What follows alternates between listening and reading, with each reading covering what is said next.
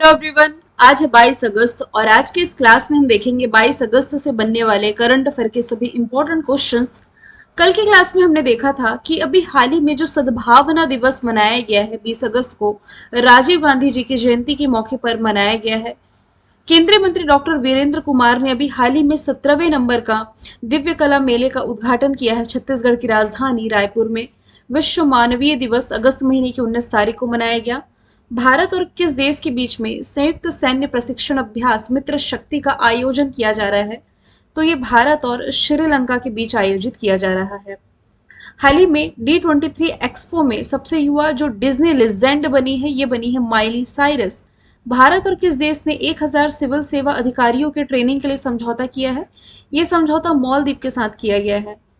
विश्व मच्छर दिवस मनाया गया है 20 अगस्त को।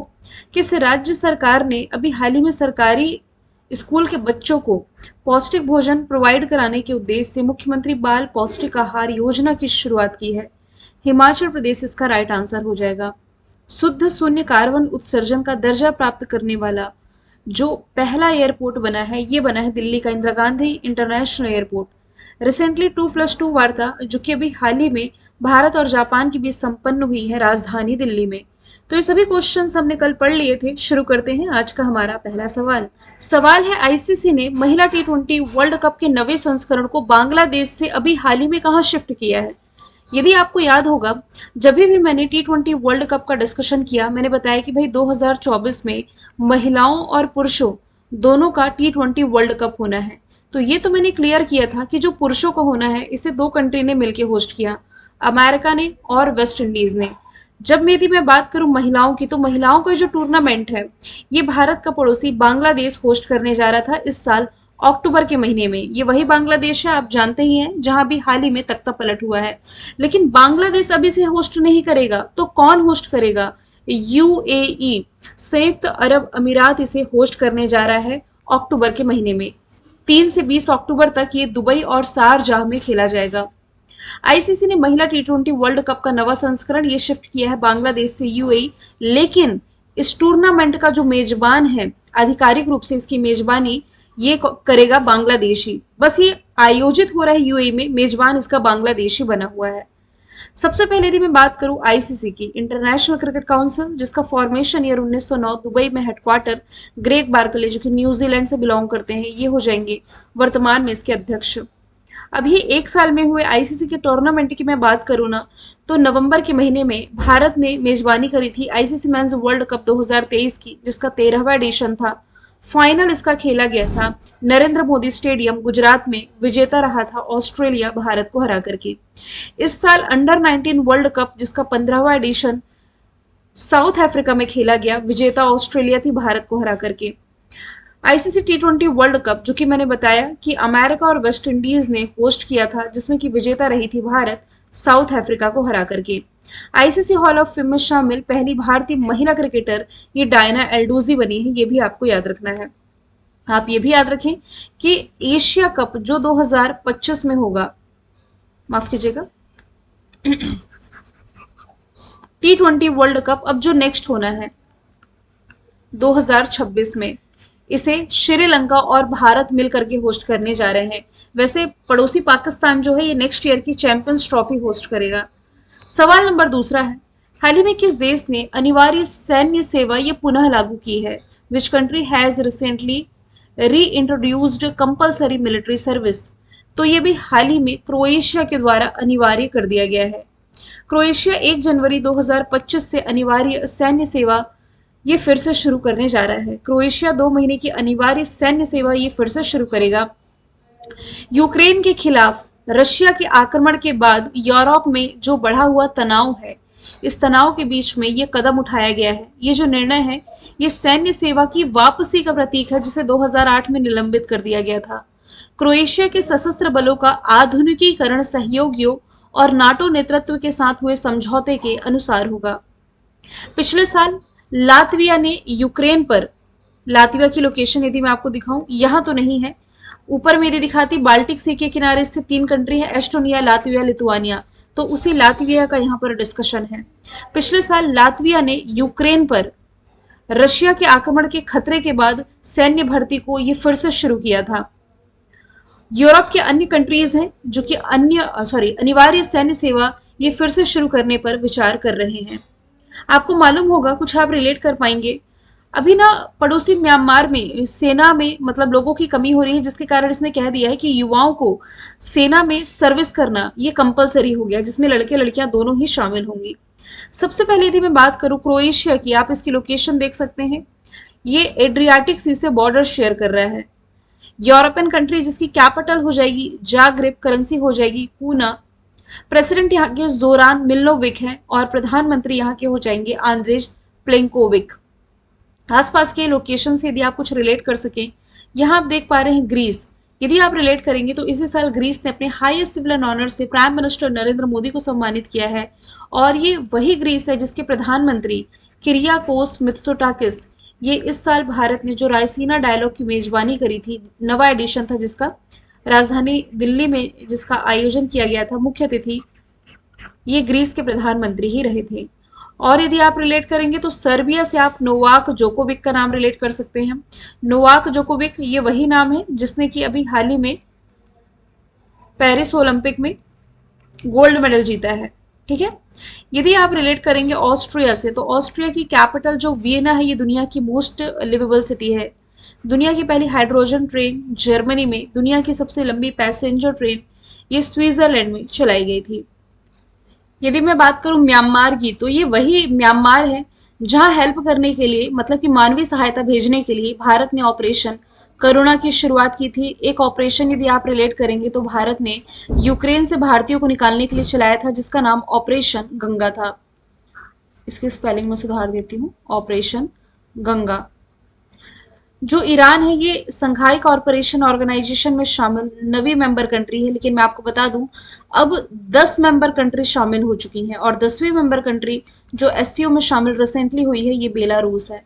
सवाल नंबर तीसरे की तरफ चलते हैं। कौन सा देश पहली बार या पहला एडिशन है ई स्पोर्ट्स ओलंपिक का, इसकी मेजबानी करने जा रहा है? तो फर्स्ट टाइम सऊदी अरब इसे होस्ट करने जा रहा है। ऐसा नहीं कि सऊदी अरब फर्स्ट टाइम होस्ट कर रहा है, ये हो ही रहा है पहली बार जिसे सऊदी अरब होस्ट करेगा। इंटरनेशनल ओलंपिक कमेटी ने ई स्पोर्ट्स को वैश्विक स्तर पर, इनकी ग्लोबल लेवल पर बढ़ावा देने के उद्देश्य से पहले ई स्पोर्ट्स ओलंपिक खेलों की मेजबानी के लिए सऊदी अरब की राष्ट्रीय ओलंपिक समिति के साथ साझेदारी की है। इंटरनेशनल ओलंपिक कमेटी जिसका फॉर्मेशन ईयर 1894 लॉजन में हेडक्वार्टर, थॉमस बाक वर्तमान में इसके अध्यक्ष हैं। जैसे सऊदी अरब का राष्ट्रीय ओलंपिक समिति ही सेम, वैसे ही भारत का है इंडियन ओलंपिक एसोसिएशन, जिसके अध्यक्ष मैं कई बार आपको बता चुकी हूँ पीटी उषा है, जिन्हें उड़न परी या पायोली एक्सप्रेस के नाम से भी जाना जाता है। इटली जो है ये नेक्स्ट विंटर ओलंपिक होस्ट करने जा रही है, कब? 2026 में। फ्रांस की यदि मैं बात करूं तो इस साल का समर ओलंपिक ये ऑलरेडी होस्ट कर चुकी है। भारत ने 6 मेडल जीते हैं, जिसमें कि 1 सिल्वर और 5 ब्रॉन्ज शामिल हैं। और भारत ने क्या होस्ट किया? तो अभी क्वेश्चन नंबर 1 में ही हमने देखा था, आईसीसी मेंस वर्ल्ड कप 2023 की मेजबानी भारत ने करी थी। ओलंपिक में जो आप 5 छल्ले देख रहे हैं, ये 5 महाद्वीप को रिप्रेजेंट करते हैं। ब्लू कलर यूरोप महाद्वीप को, ब्लैक कलर अफ्रीका महाद्वीप को, अमेरिका को red colour, Oceania green colour, और ये जो येलो कलर है, येलो कलर ये रिप्रेजेंट करता है एशिया महाद्वीप को। ठीक है। सऊदी अरब से आप ये भी रिलेट कर सकते हैं, दुनिया की पहली 3D प्रिंटेड मस्जिद जो है ये यहीं पर बनाई गई है। 3D प्रिंटेड मंदिर पूछा जाए तो आपको तेलंगाना रिलेट करना है।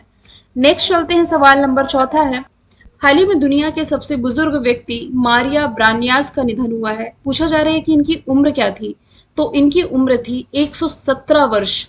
ऑप्शन नंबर सी इसका राइट आंसर हो जाएगा, जिनकी इमेज आप देख पा रहे हैं।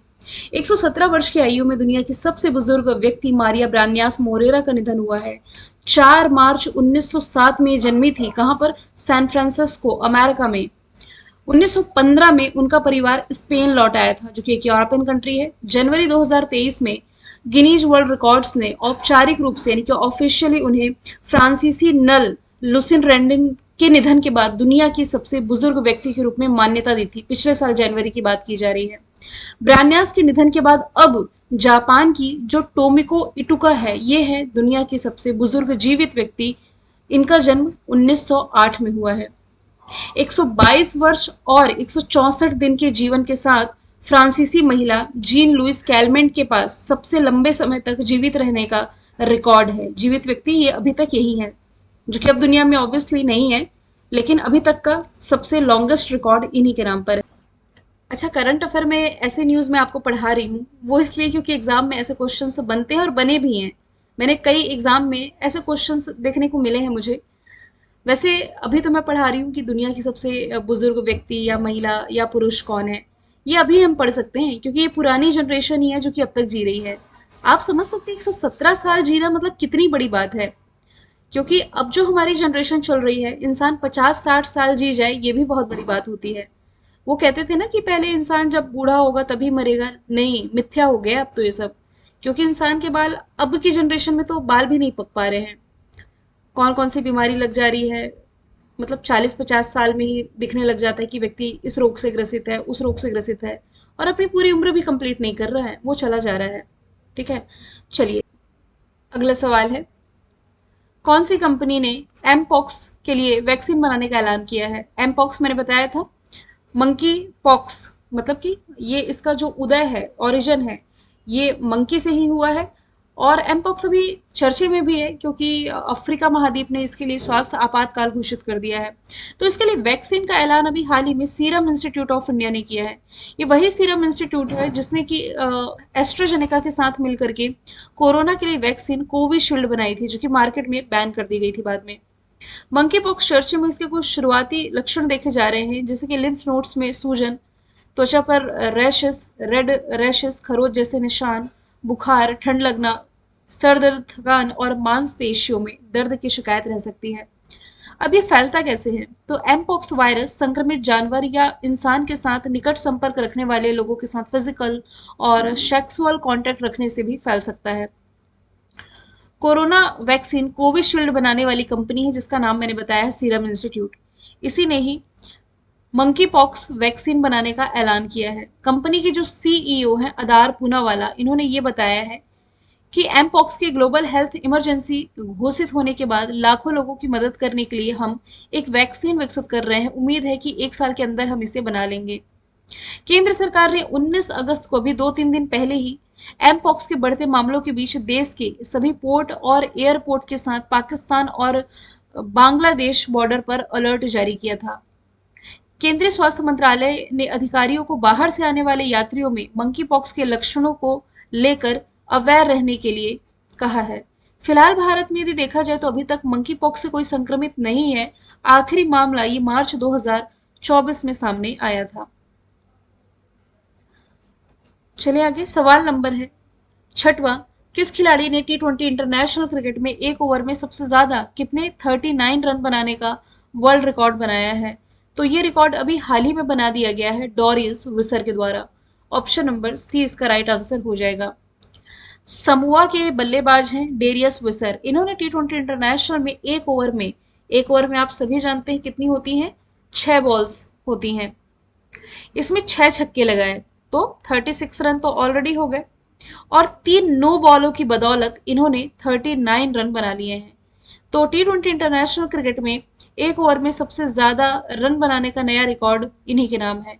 टी20 वर्ल्ड कप क्वालिफायर में समोआ और वानुआतू के बीच हुए मैच के दौरान ये रिकॉर्ड बना है। बात करूं यदि मैं कायरन पोलार्ड की, तो ये बिलोंग करते हैं वेस्ट इंडीज से। लॉकी फर्गुसन न्यूजीलैंड के खिलाड़ी हैं।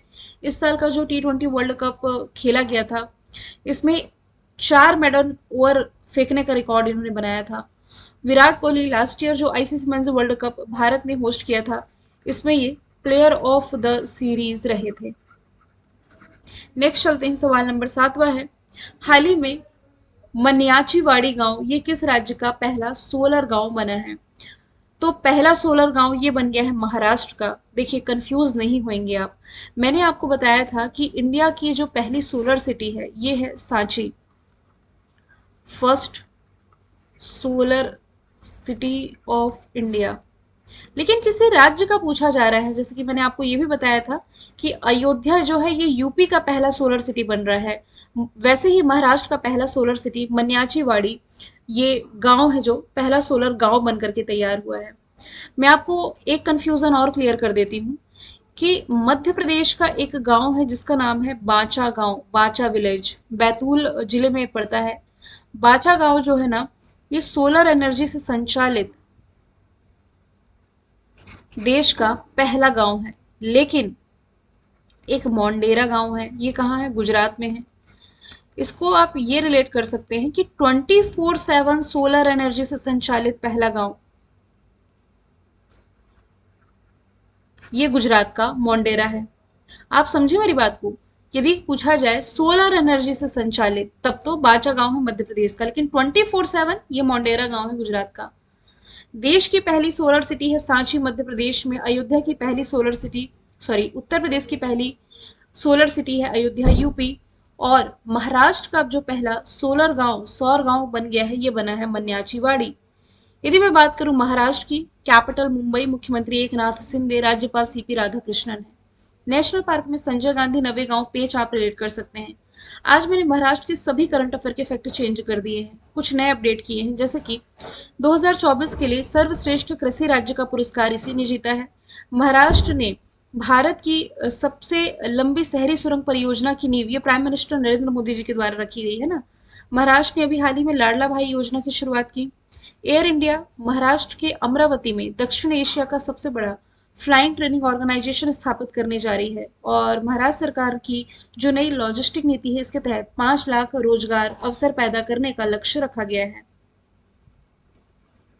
पैरालंपिक 2024 में भारतीय दल का शेफ डी मिशन किसे चुना गया है? तो ये भी हाल ही में चुने गए हैं Satya Prakash Sangwan. Option number C इसका राइट आंसर हो जाएगा। 20 अगस्त को भारतीय पैरालंपिक समिति के जो उपाध्यक्ष हैं सत्य प्रकाश, इन्हें पेरिस पैरालंपिक में भारतीय दल का शेफ डी मिशन चुना गया है। इनके पास 10 साल से अधिक यानी कि 1 दशक से अधिक का समर्पित सेवा और एक्सपीरियंस है। सीडीएम यानी कि वही सेफ डी मिशन के रूप में वह 12 खेल विधाओं में प्रतिस्पर्धा करने वाले 84 पैरा एथलीट के भारत के अब तक के सबसे बड़े दल का नेतृत्व करेंगे। मैं आपको बता चुकी हूँ कुल 84 पैरा एथलीट है जो कि पैरालंपिक में पार्टिसिपेट कर रहे हैं। 117 ये ओलंपिक में पार्टिसिपेट किए थे। यहाँ एक टर्म लिखा हुआ है भारतीय पैरालंपिक समिति। अभी मैंने आपको बताया था इंडियन ओलंपिक एसोसिएशन, जिसके अध्यक्ष पीटी ऊषा मैंने बताया। अब आप यहाँ से रिलेट करें इंडियन पैरालंपिक एसोसिएशन, इसके जो अध्यक्ष है ना, ये देवेंद्र झांझड़िया कुछ समय पहले ही बनाए गए हैं। और इसके जो उपाध्यक्ष हैं वही है सत्य प्रकाश सांगवान, जो कि भारतीय दल के सेफ डी मिशन के रूप में चुने गए हैं पेरिस पैरालंपिक 2024 में। तो इसमें जो ओपनिंग सेरेमनी है, ओपनिंग सेरेमनी, उद्घाटन समारोह में ध्वजवाहक चुना गया है सुमित अंतल को। मैं आपको बता दूं ओलंपिक में अभी जो नॉर्मल ओलंपिक हुए थे, इसमें जो 117 दलों का, माफ कीजिएगा 117 खिलाड़ियों का जो दल था, इसका नेतृत्व गगन नारंग ने किया था। ये थे शेफ डी मिशन भारत के। 9वें नंबर का सवाल है, भारत ने हाल ही में किस देश के साथ ग्रीन अमोनिया एक्सपोर्ट एग्रीमेंट किया है? यह एग्रीमेंट रिसेंटली भारत ने किया है जापान के साथ। ऑप्शन नंबर सी इसका राइट आंसर हो जाएगा। ये समझौता सिम्बकॉर्प इंडस्ट्रीज, सोजिस Corporation, Kyushu Electric Power Company और एनवाईके लाइन के बीच हुआ है। बात करूं यदि मैं जापान की, जिसकी राजधानी टोक्यो, टोक्यो जो कि आती है होन्शु द्वीप के अंतर्गत। 4 द्वीप है ना, होन्शु, क्यूसू, सिकोकू और हकाइडो। तो टोक्यो आएगी होन्शु द्वीप के अंदर। कैपिटल येन, फूमियो किशिदा प्रधानमंत्री। चंद्रमा पर पहुंचने वाला 5वां देश यही है, चौथा भारत है। जापान के सहयोग से भारत में बुलेट ट्रेन चल रही है अहमदाबाद से मुंबई के बीच। दुनिया की पहली 6G डिवाइस इसने लॉन्च की। सुल्तान अजलन शाह ट्रॉफी जो कि हॉकी से रिलेटेड है, पेनल्टी शूट आउट में इसने पाकिस्तान को हरा करके विजेता रहा था। श्रीलंका के साथ भारत की जो डील है, ये इंटरनेशनल क्रूज सर्विस को लेकर के है। श्रीलंका और तमिलनाडु के बीच ये सर्विस रहेगी। ऑस्ट्रेलिया की जो डेक्कन यूनिवर्सिटी में आपको बता चुकी हूँ, ये गिफ्ट सिटी गुजरात में अपना ब्रांच ओपन कर रही है। और अमेरिका के साथ ये भारत की क्या डील है, 19 अगस्त का यदि आपने करंट अफेयर देखा होगा तो आप बेहतर रिलेट कर पाएंगे। हमने देखा था कि अभी हाल ही में जो अमेरिका है इसने इंडो पैसिफिक में एम 174B, जो कि एक अत्यंत लंबी दूरी की हवा से हवा वॉर करने वाली मिसाइल है, ये पेश करी है। 174B है, 174B मिसाइल। नेक्स्ट चलते हैं, लास्ट का क्वेश्चन मैंने रिवीजन कर रखा है। स्टारबक्स ने अपना नया सीईओ किसे बनाया? पहले थे लक्ष्मण नरसिंघन, अब कौन है? Brian Niccol. Starbucks international coffee brand है, स्थापना 1971, सिएटल वॉशिंगटन में हेडक्वार्टर है। सत्या नडेला ये हो जाएंगे माइक्रोसॉफ्ट के एट प्रेजेंट चेयरमैन। नील मोहन हो जाएंगे यूट्यूब के सीईओ। दुनिया में पहला यदि हम देखें तो जस्ट मैंने बताया, दुनिया का पहला 6G डिवाइस जापान ने लॉन्च किया। सभी ग्लेशियर खोलने वाला जो पहला देश है वेनेजुएला है। किस देश ने दुनिया का पहला मानव रहित प्रणाली बल स्थापित किया? यूक्रेन ने। चंद्रमा पर पहली रेलवे प्रणाली बनाने जा रहा है नासा। मेनिनजाइटिस टीका शुरू करने वाला पहला देश नाइजीरिया। पहला देश जिसने वर्ष 2030 से पशुधन उत्सर्जन कार्बन टैक्स लगाने की घोषणा की, डेनमार्क है। जून 2024 में समलैंगिक विवाह को मान्यता देने वाला पहला दक्षिण एशियाई कंट्री थाईलैंड। लकड़ी से बना जो उपग्रह लिग्नोसेट ये जापान अमेरिका के सहयोग से लॉन्च कर रहा है। मैंने कल आपसे पूछा था डब्ल्यूएचओ ने किसे ग्लोबल पब्लिक हेल्थ इमरजेंसी घोषित किया? आंसर था मंकी पॉक्स। आज का सवाल है, भारत का पहला 24/7 चलने वाला अनाज एटीएम किस राज्य में खोला गया है? इसका जो भी आंसर आप कमेंट बॉक्स में बताइएगा। हम मिलेंगे नेक्स्ट वीडियो में। Thank you so much.